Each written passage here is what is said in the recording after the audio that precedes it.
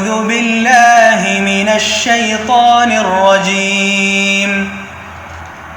ادع إلى سبيل ربك بالحكمة والموعظة الحسنة وجادلهم بالتي هي أحسن إن ربك هو أعلم بمن ضل عن سبيله وهو أعلم بالمهتدين.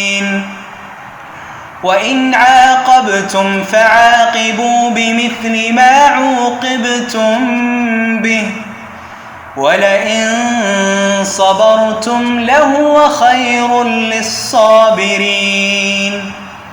واصبر وما صبرك إلا بالله ولا تحزن عليهم ولا تك في ضيق مما يمكرون.